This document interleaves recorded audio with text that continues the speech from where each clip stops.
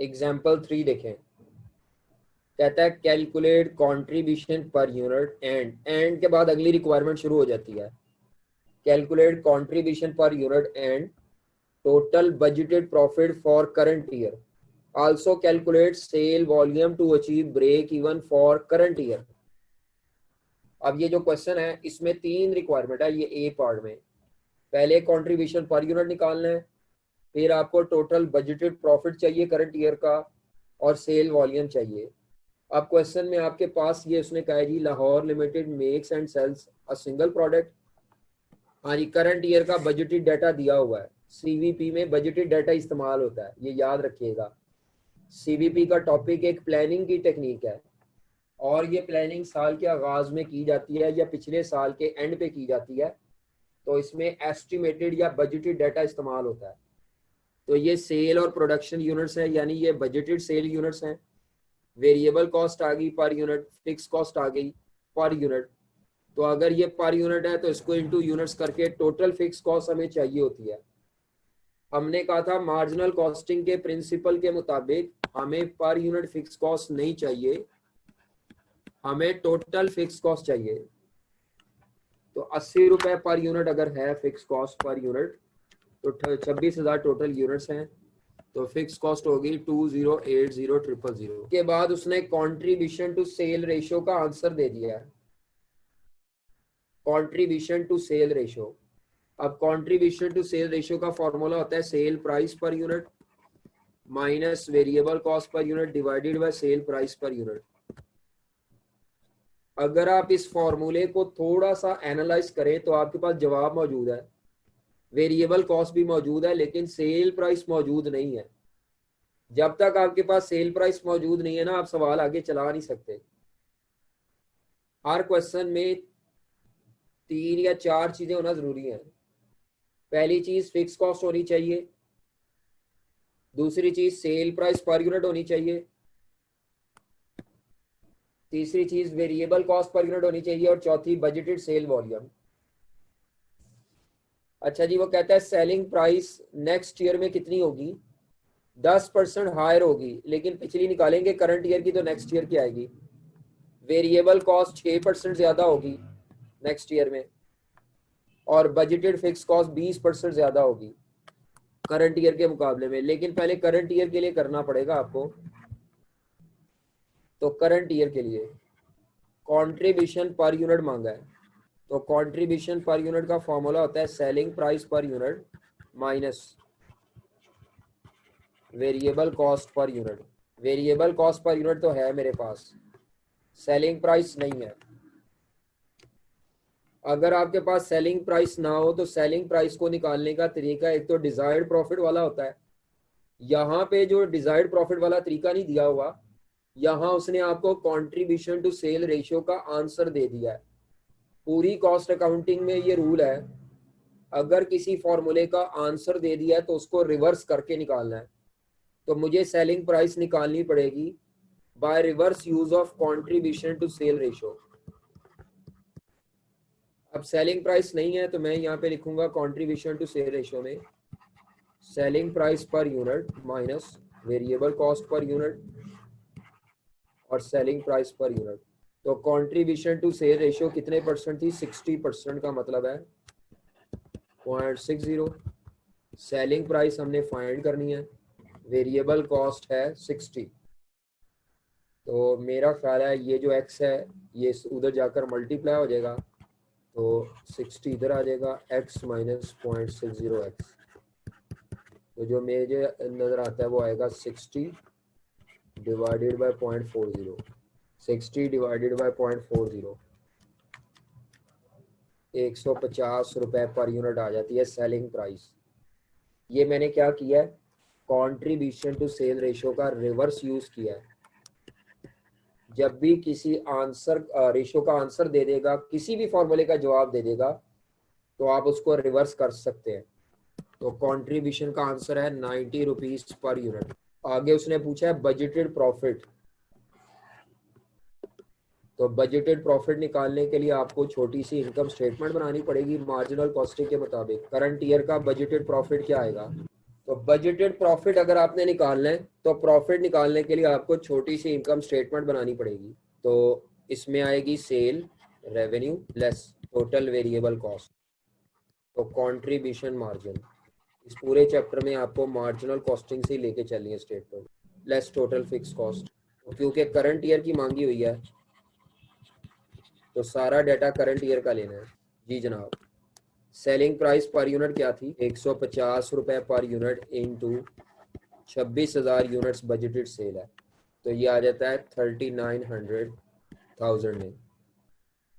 उसके बाद variable cost है 60 रुपए पर यूनिट, 60 रुपए पर यूनिट इंटू 26,000 1560, तो कंट्रीब्यूशन आ जाता है 2340000।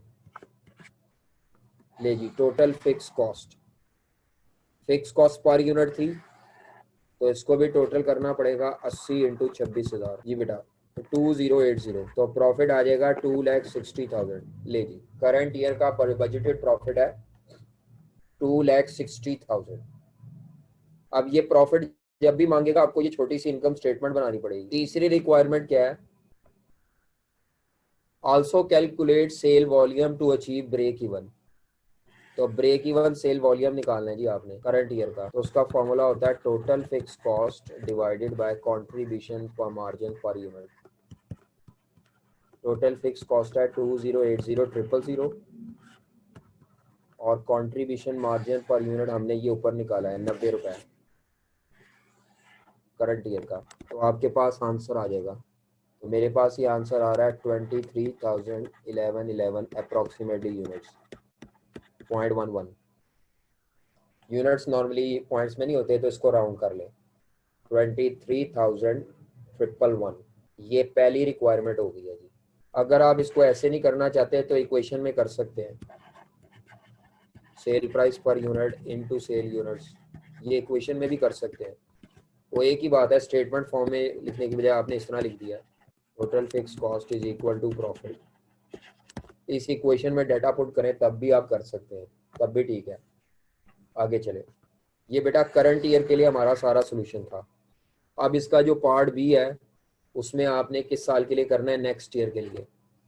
कहता है calculate the number of units that will have to be sold for the next year in order to achieve a total profit that is equal to the budgeted profit in the current year।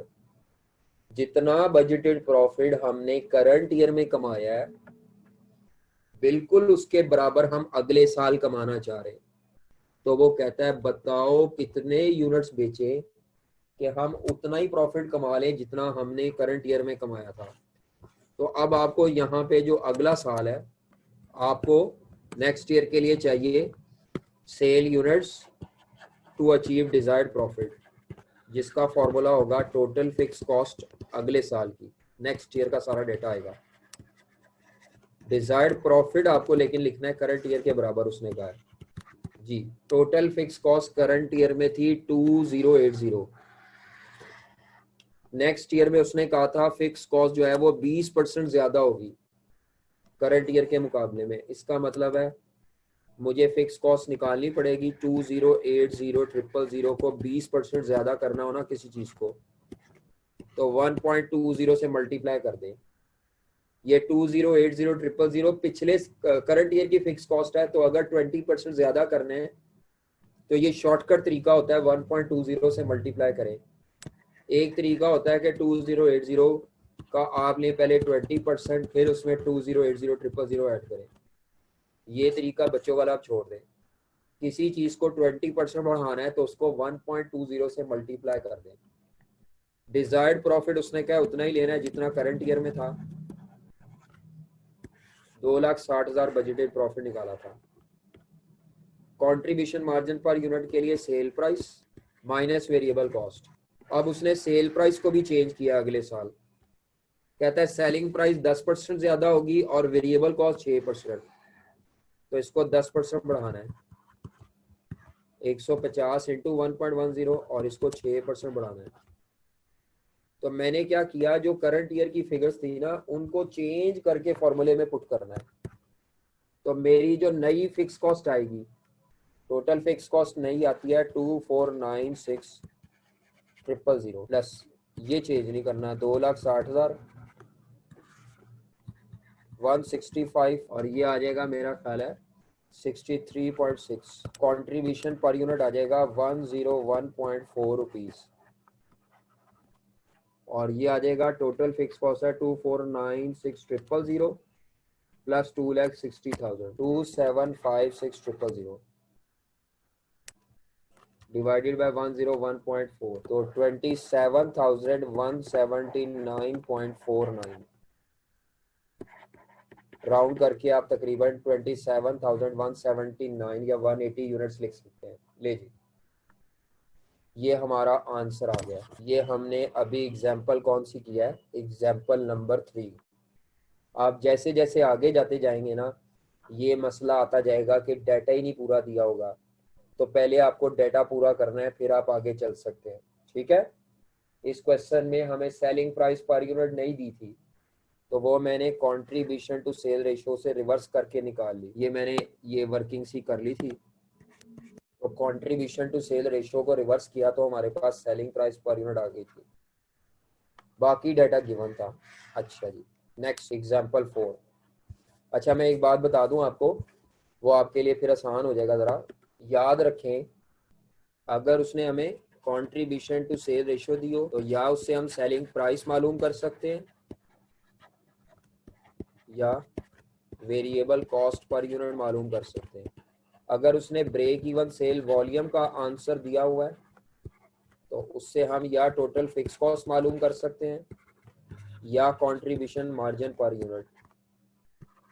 अगर उसने आपको break even cell revenue का जवाब दिया हुआ है सवाल में, तो उससे हम टोटल फिक्स कॉस्ट फाइंड कर सकते हैं या कंट्रीब्यूशन सेल रेशो। अगर उसने मार्जिन ऑफ सेफ्टी रेशो का आंसर दिया हुआ है तो उससे या हम बजटेड सेल मालूम कर सकते हैं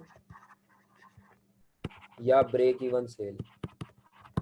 ज़्यादातर इससे ब्रेक इवन सेल मालूम होती है, इनसे ज़्यादातर फिक्स कॉस्ट मालूम होती है, और इस फॉर्मूले से ज़्यादातर सेल प्राइस रिवर्स करके मालूम होती है। तो ये आपको रिवर्स करना पड़ना है कैलकुलेशन को। ठीक है, ये आपको काफ़ी हेल्प करेगा। डाटा पूरा नहीं होता तो रिवर्स करके कैलकुलेशन करनी पड़ती है। उम्मीद है आपको ये बात अब याद रखनी है। क्या मुझे कैसे पता चला, मैंने ना असल में इसके फॉर्मूले के एलिमेंट्स देख लिए हैं। इसके फॉर्मूले में CS रेशो के फॉर्मूले में दो ही तो एलिमेंट्स हैं, या सेल प्राइस निकल आएगी या वेरिएबल कॉस्ट। तो ये इस तरह मैंने लिखा है। अब ये एग्जाम्पल नंबर 4 क्या है, X Limited makes a single product which it sells for ₹80। Selling price आ गई, फिक्स कॉस्ट 2,40,000 रुपये पर मंथ है, टोटल फिक्स कॉस्ट आ गई। ठीक है, and the product has contribution to sale ratio of 60%। ले जी, कंट्रीब्यूशन टू सेल रेशियो उसने आपको दे दिया, ये भी दे दिया, सेलिंग प्राइस भी दे दिया। इसका मतलब है अब मैं क्या मालूम कर सकता हूं, मैं इस क्वेश्चन में अगर वेरिएबल कॉस्ट पर यूनिट मालूम करना चाहूं तो मैं मालूम कर सकता हूं। ठीक है, उसके बाद नीचे कहता है अगर बजटेड सेल 5 लाख रुपए हो तो मार्जिन ऑफ सेफ्टी यूनिट्स में बताना है। मार्जिन ऑफ सेफ्टी किस में बताना है, यूनिट्स में। तो सबसे पहले तो मैं डाटा लिख लेता हूं ना, टोटल फिक्स कॉस्ट गिवन है 2,40,000, selling price per unit given है 80 रुपए, गिवन डाटा। उसके बाद contribution to sale ratio given है। अब इसको आपने रिवर्स करना है जी, selling price per unit minus variable cost per unit, selling price per unit 0.60, selling price 80 है, तो ये फाइंड आउट कर लें। मेरा ख्याल है वेरिएबल कॉस्ट जो आएगी वो 32 रुपीज़ पर यूनिट आ जाएगी। जब आप इसको सॉल्व करेंगे ना तो वेरिएबल कॉस्ट 32 रुपीज़ आ जाएगी। अब आपको बजटेड सेल दी हुई है 5 लाख रुपए, लेकिन मुझे तो यूनिट्स में चाहिए क्योंकि मार्जिन ऑफ सेफ्टी यूनिट्स पे मांगा है। तो अब ये जो सेल रुपीज़ में दी हुई है इसको यूनिट्स में कैसे कन्वर्ट करेंगे, बताएं जी। अगर सेल रेवेन्यू दिया हो तो उसको सेल यूनिट्स में कैसे कन्वर्ट करेंगे। हमें मार्जिन ऑफ सेफ्टी यूनिट्स में निकालना है, तो ये बजटेड सेल यूनिट्स चाहिए, उसने तो रुपीज़ दिया हुआ है। तो अब आप बजटेड सेल यूनिट्स कैसे निकालेंगे। हाँ जी, बजटेड सेल यूनिट्स निकालने के लिए आप इसको प्राइस पे डिवाइड कर देंगे। 5 लाख रुपए का रेवेन्यू है और 80 रुपए की सेलिंग प्राइस है, तो यूनिट्स कितने आ जाते हैं बजटेड यूनिट्स? 6250 यूनिट्स आ जाते हैं बजटेड सेल के। जो आपको बजटेड सेल क्वेश्चन में दिया है वो रुपीज में दिया है, मुझे यूनिट्स में चाहिए। क्यों यूनिट्स में चाहिए? क्योंकि उसने क्या मार्जिन ऑफ सेफ्टी यूनिट्स में निकाले। मार्जिन ऑफ सेफ्टी का फॉर्मूला होता है budgeted sale minus break even sale. अब ब्रेक इवन तो मैंने कैलकुलेट ही नहीं किया, तो ब्रेक इवन सेल में इधर ही कैलकुलेट कर लेता हूँ। Total fix cost divided by selling price per unit 80, variable cost 32, तो 6250 माइनस 5000 यूनिट्स। ये मैंने ब्रेक इवन का फॉर्मूला लगा लिया है, तो 1250 यूनिट्स आंसर आ जाता है। 1250 यूनिट्स। ठीक है, समझ आ रही है बात आपको? तो total fix cost, selling price, variable cost मैंने मालूम की और बजटेड सेल यूनिट्स मैंने मालूम कर लिए। 4 चीजें मौजूद थी तो मेरा सवाल हो गया। 4 चीजें होना जरूरी थी, बजटेड सेल यूनिट्स होना जरूरी थे। अगर यहाँ पे क्वेश्चन में budget margin of safety revenue में रुपीज में मांगा होता ना, फिर मैंने 5 लाख ही लेके चलना था, 5 लाख रुपए। अच्छा जी,